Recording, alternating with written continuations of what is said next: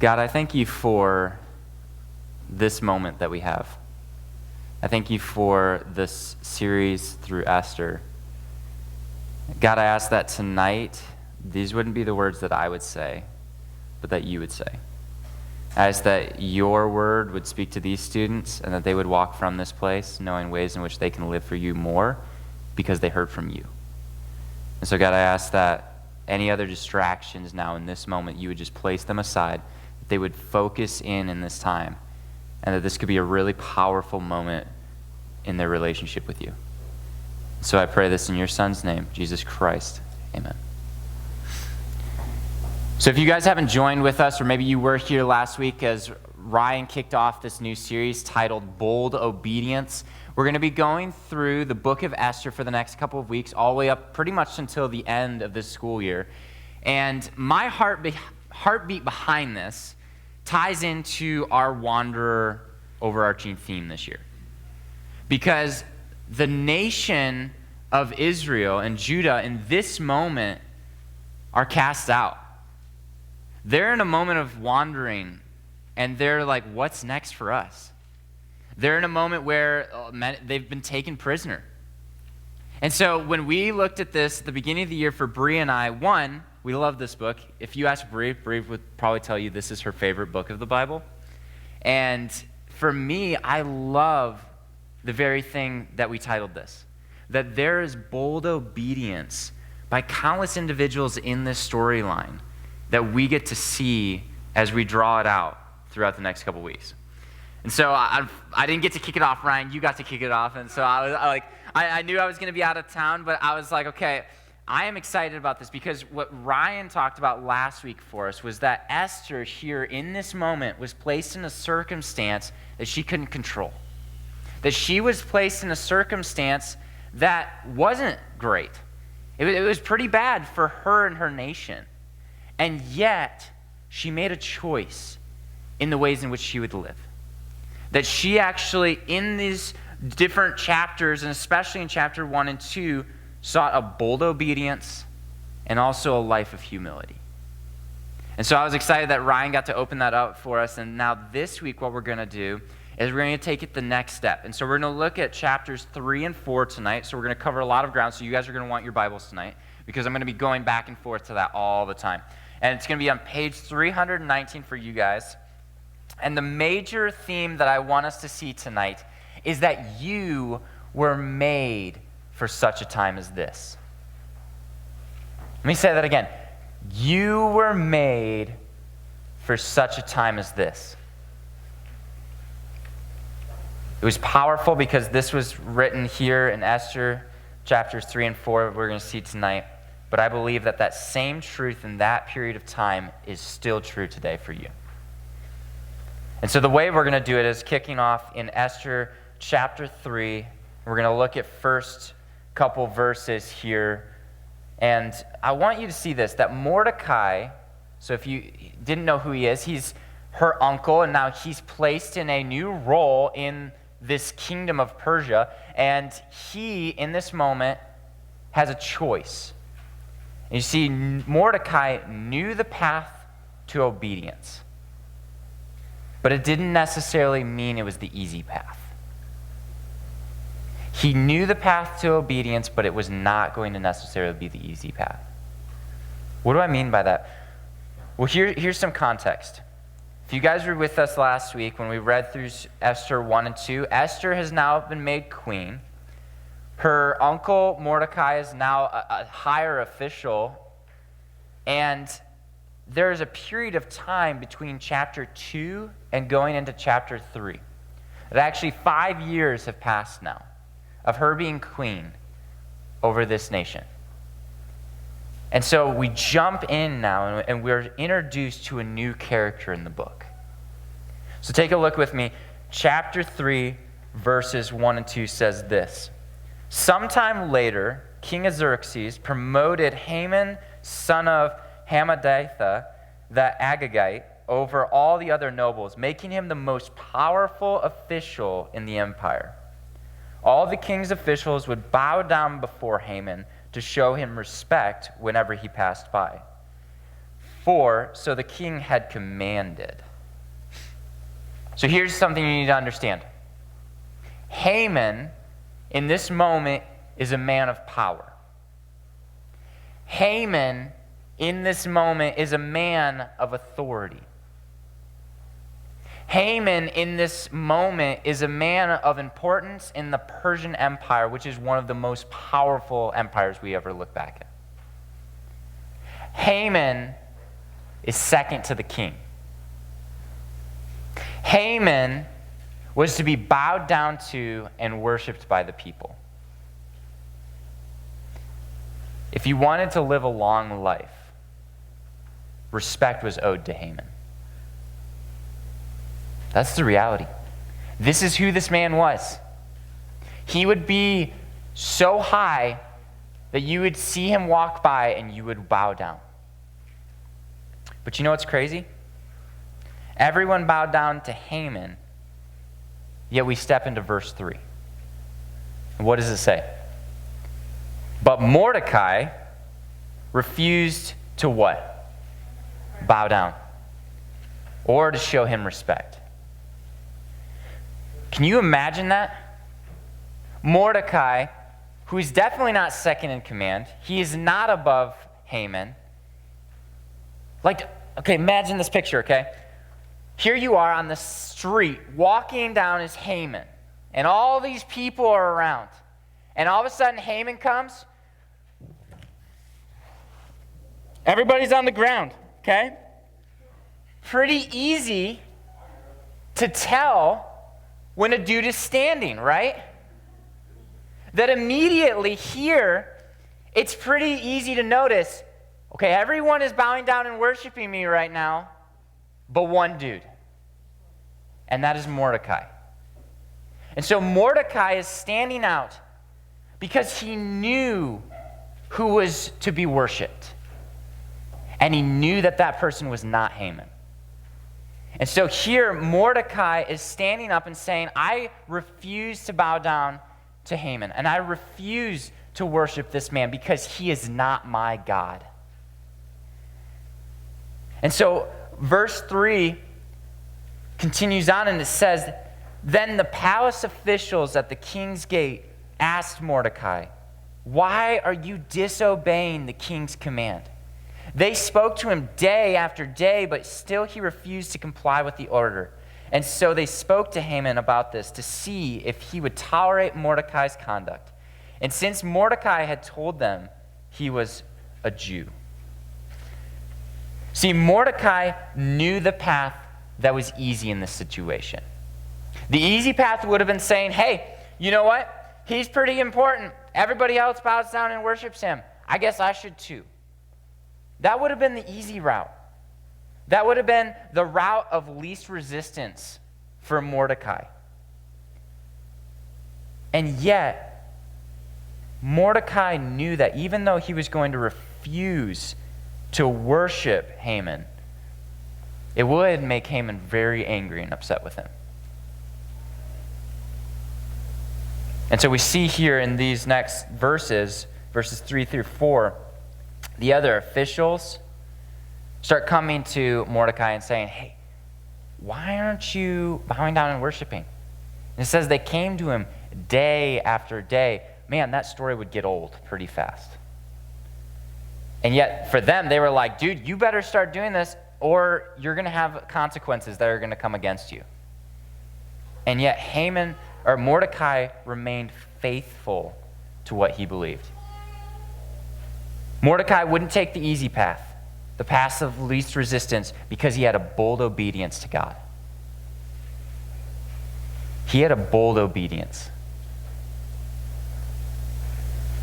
And so he wouldn't worship anyone else other than his God. And so what did it do for Haman? Well, take a look at verse 5. When Haman saw that Mordecai would not bow down to him or show him respect, he was filled with rage. He had learned of Mordecai's nationality, and so he decided it was not enough to lay hands on Mordecai alone. Instead, he looked for a way to destroy all the Jews throughout the entire empire of Xerxes. So because of Haman's anger in this moment towards Mordecai, he wanted him destroyed.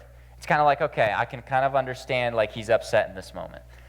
And then the irony that happens here is that Mordecai or Haman's anger is so passionate and so infuriated that he doesn't say, I just want to destroy Haman, or, guys, I'm getting all over on these words, Mordecai. But then he says, you know what, let's take it a next step further. Let's just destroy his entire people group. Can you imagine that? That it's not saying like, hey, I just don't like this person. Actually, I'm just going to destroy any person that's like them. This is a crazy moment. Haman is so infuriated he wants to destroy the entire Jewish nation. So what does he do? Well, verse 7 says, so in the month of April, during the 12th year of King Xerxes' reign, lots were cast in Haman's presence, and the lots were called Purim, to determine the best way and month to take action. And the day selected was March 7th, nearly a year later. Then Haman approached King Xerxes and said, this is a certain race of people scattered throughout all the provinces of your empire who keep themselves separate from everyone else. Their laws are different from those of any other people, and they refuse to obey the laws of the king. So, it is not in the king's interest to let them live. But if I please the king, issue a decree that they be destroyed, and I will give 10,000 large sacks of silver to the government administrators to be deposited in the royal treasury. The king agreed. Well, yeah, because he just got 10,000 pounds of silver. He agreed, confirming his decision by removing his signet ring from his finger and giving it to Haman, son of Hammedatha, the Agagite, the enemy of the Jews. And the king said, the money and the people are both yours to do with as you see fit. And so, on April 17th, the king's secretaries were summoned, and the decree was written exactly as Haman dictated. It was sent to the king's highest officials, the governors of the respected provinces, and the nobles of each province in their own scripts and languages. The decree was written in the name of King Xerxes and sealed with the king's signet ring. See, here, Haman has cooked up a brilliant plan of wiping out the entire nation, the Jewish nation. He necessitated their destruction by saying that their laws were different than the king's. And so they should be annihilated because they're not living as the rules that the king has put in place. It's a pretty wise statement to bring before a king. Saying, king, your laws that you put into place, these people aren't listening to them. And so you should just wipe them out. Like, that's a pretty clever way of coming before the king to wipe out an entire people group. And so, in verse 13 it says, the dispatches were sent by swift messengers into all the provinces of the empire, giving the order that all the Jews, young and old, including women and children, must be killed, slaughtered, and annihilated on a single day. And this was scheduled to happen on March 7th of the next year. The property of the Jews would be given to those who were killed.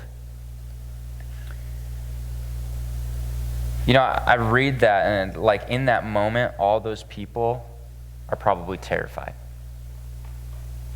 that they are going to be wiped out. You know, it's really interesting as I was reading this week, because in verse 13, right in the middle of it, it says they must be killed, slaughtered, and annihilated. And it was kind of funny to me because I'm like, well, if you're killed, you're also going to be probably slaughtered. And if you're being slaughtered, you're probably going to be annihilated. But it's showing the power of this moment, that what they wanted to have accomplished was that these people would never be remembered in the books. That this people group would be completely wiped off of the face of the earth, never to be remembered again. This is a powerful thing that's about to take place. Put yourself in the shoes of the Jews to read that statement that's being said in your hometown. That on this specific day, your friends around you who aren't Jews can turn on you and kill you. And not only that, but then they'll get all your property as well. It's crazy, guys. And in verse 14 through 15, finishing off chapter 3, says this: a copy of this decree was to be issued as a law in every province and proclaimed to all the peoples, so that they would be ready to do their duty on the appointed day. And at the king's command, the decree went out by swift messengers, and it was also proclaimed in the fortress of Susa. And then the king and Haman sat down to drink, but the city of Susa fell into confusion. At this moment, Haman is pretty pumped. He got the king to agree, and so now in this moment, they're going to be wiped out. And they're sitting back, and they're drinking, and they're eating their food, while the rest of the city is in complete confusion because they don't know what's about to happen.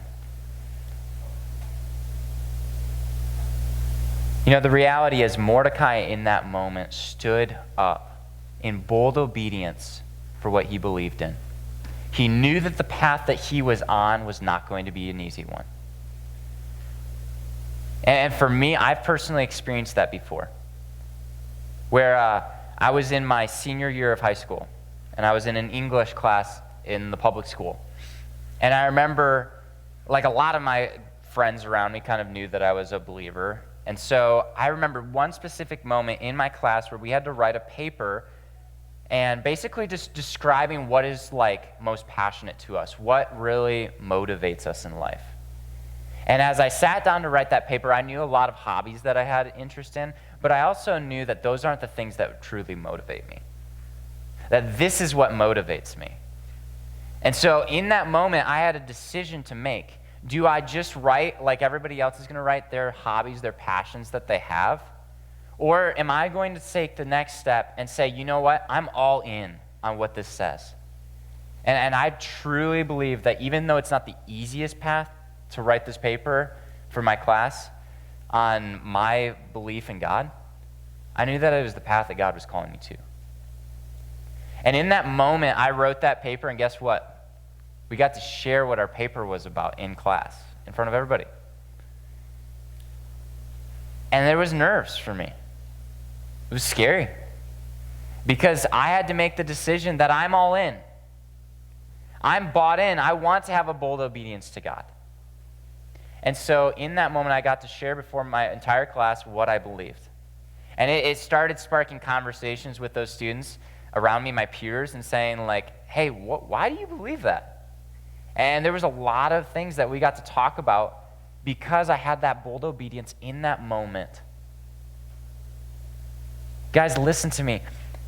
There are going to be moments where God is going to call you to bold obedience to Him. And it's not going to be the easiest path. But stay faithful. Remain strong. And watch God work in crazy ways. Because in this moment, Mordecai has seen how he had bold obedience, and now his nation is about to get wiped out. But then we get to see a cool twist in the story. Are there ways in which God is calling you to a path that's not necessarily easy, but it's a path that He's calling you to obedience? So let's turn now. We're going to go into chapter 4. This is the moment where we have Esther enter back into the scene. And Esther's obedience would require ultimate sacrifice. Mordecai's was not easy. But Esther's obedience would require this ultimate sacrifice. She would have to put it all out on the line. So here the Jews are on the brink of annihilation, and Mordecai is utterly distraught by the decrees that have been put out by King Xerxes. And so we step into chapter 4, verse 1, and it says, when Mordecai learned about all that had been done, and again, remember, he's an official, so he probably was one of the first people to hear the decree put out. He'd probably be in the inner court of the king. It says, he tore his clothes, he put on burlap and ashes, and went out into the city crying with a loud and bitter wail. He went as far as the gate of the palace, for no one was allowed to enter the palace gate while wearing clothes of mourning. And as the news of the king's decree reached all the provinces, there was a great mourning among the Jews. They fasted, they wept and wailed, and many people lay in burlap and ashes. So their custom in a moment of extreme pain was to put on these types of clothes and to pour ashes on them and to show what was going on for them. And so the entire nation, the Jewish nation, is here weeping and mourning about what is taking place. Horrific moment. And so Esther, apparently in this moment, was unaware of what was going on, that she was in the harem. And so she was probably pretty secluded from all that was just about taking place. And so we start to see what happens for Esther. It says, when Esther's maids and eunuchs came and told her about Mordecai, she was deeply distressed. She sent clothing to him to replace the burlap, but he refused it. And then Esther sent for Hathach, one of the king's eunuchs who had been appointed as her attendant, and she ordered him to go to Mordecai and to find out what was troubling him and why he was in mourning. So Hathach went out to Mordecai in the square in front of the palace gate. Mordecai told him the whole story, including the exact amount of money Haman had promised to pay in the royal treasury for the destruction of the Jews. And Mordecai gave Hathach a copy of the decree issued in Susa that called for the death of all Jews. He asked Hathach to show it to Esther and to explain the situation to her. And he also asked Hathach to direct her to go to the king to beg for mercy and plead for her people. And so Hathach returned to Esther with Mordecai's message. So here, Esther hears about Mordecai, her uncle, and he's wailing and he's utterly distraught. And so she's like, okay, what is going on? And so she can't go out there, but she sends Hathach out, and she understands that there's a severity of the situation. And so she sends back word to him. So here Mordecai is saying, you need to go. You need to figure out how to resolve the situation. You're the queen. You're placed right with the king. Change his mind. Change the situation. And then Hathach comes back to Esther, and it says in verse 10 this, then Esther told Hathach to go back and relay this message to Mordecai. All the king's officials and even the people in the provinces know that anyone who appears before the king in the inner court without being invited is doomed to die, unless the king holds out his gold scepter. And the king has not called on me for me to come to him for 30 days. And so Hathach gave Esther's message to Mordecai. One, I feel really bad for Hathach. I mean, he's just running back and forth, relaying all these messages. But in this moment, Esther realizes and understands something. She understands that what Mordecai is asking her to do could potentially put her life on the line.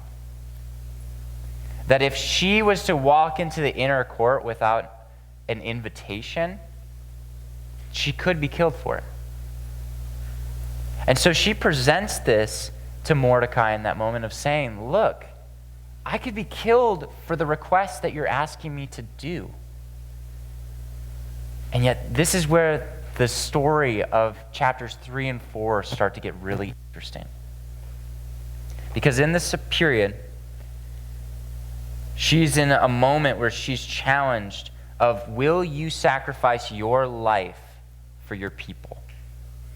She's placed with a very hard decision in this moment.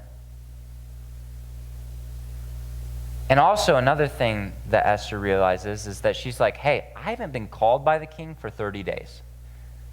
Like, I mean, think about that. If you were like, hey, wife, I'm not going to see you for 30 days or call upon you. I mean, it's different for a king because they have a lot of different interesting things going on with their relationships. But she hadn't been called for a while.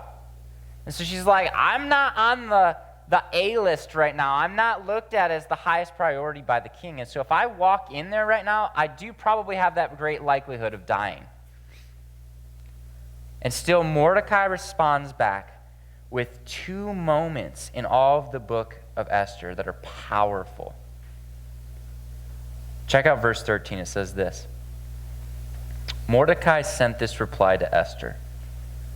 Don't think for a moment that because you're in the palace, you will escape when all other Jews are killed. If you keep quiet at a time like this, deliverance and relief for the Jews will arise from some other place, but you and your relatives will die. Who knows if perhaps you were made queen for such a time as this? Mordecai has a powerful reminder in this moment. That he says, Esther, here's the reality.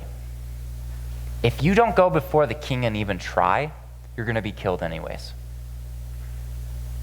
So even if the king doesn't hold out his gold scepter to you and says, come, you're going to be slaughtered by somebody else. And so that's his powerful reminder of, like, in this situation, you're pretty much doomed either way. But then he offers up a bold question. And he says, who knows if perhaps you were made for such a time as this? It's a crazy reminder for Esther that maybe you were put in the place that you are right now because God was putting you there to help save your people. That actually you were placed in the queen's role so that God could do an amazing, powerful work through your life. And so Esther responds with a bold obedience. Verse 15. Then Esther sent this reply to Mordecai. Go and gather together all the Jews of Susa and fast for me. Do not eat or drink for 3 days, night or day. My maids and I will do the same. And then, though it is against the law, I will go in to see the king. If I must die, I must die. And so Mordecai went away and did everything as Esther had ordered him. In this moment, Esther's made her decision. She's been reminded, and she's been challenged, and she's come to her conclusion. And she would set out in bold obedience in order to save her people. Esther, in this moment, knew the risk. We see the risk. She knew the consequences that would come when she stepped through those doors into the inner court. Here's the thing, if we fast forward to today, at times in your life, God will call us to bold obedience that requires potential ultimate sacrifices. Sometimes those sacrifices might be really small, and sometimes those sacrifices might be really big. And we're all required to make a decision. So my question for you is, how will you respond? Let me go ahead and I'm going to pray for us.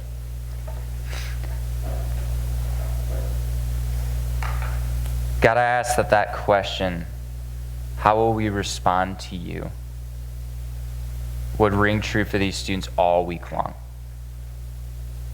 That they would be challenged in this moment, that they are made for such a time as this.